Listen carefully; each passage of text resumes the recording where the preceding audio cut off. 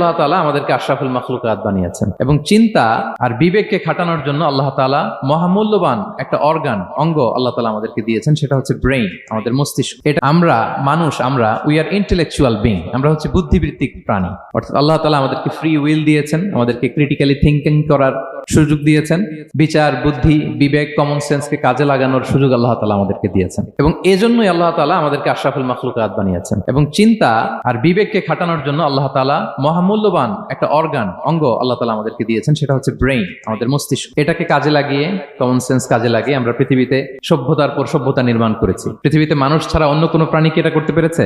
এবং আপনি শুনলে অবাক হবেন, আমাদের এই যে ছোট্ট ব্রেইনটা, খুব বেশি না কিন্তু ওজন, একটা প্রাপ্তবয়স্ক মানুষের human brain on an average 3 pounds, মানে 1.5 কেজি। এই 1.5 কেজি ওজনের ব্রেইন দিয়ে আমরা পৃথিবীতে এই সভ্যতাগুলো বিনির্মাণ করেছি। আমাদের এই ব্রেইনের মেমোরি ক্যাপাসিটি, মেমোরি স্টোরেজ অনেক বেশি। বিজ্ঞানীরা গবেষণা করে ওনারা জানিয়েছেন যে আমাদের হিউম্যান ব্রেইনের মেমোরি হচ্ছে 2.5 পেটাবাইটস। আপনারা মেগাবাইটের নাম শুনেছেন, গিগাবাইটের নাম শুনেছেন, পেটাবাইট হয়তো অনেকে শুনেন না। পেটাবাইট আর অনেক বেশি, অনেক বড়। তো 1 পেটাবাইটে হয় 1 মিলিয়ন গিগাবাইট। তার মানে আমার আর আপনার যে হিউম্যান ব্রেইন, এই ব্রেইনের ক্যাপাসিটি হচ্ছে 25 লক্ষ গিগাবাইট। সুবহানাল্লাহ, এত আসতে।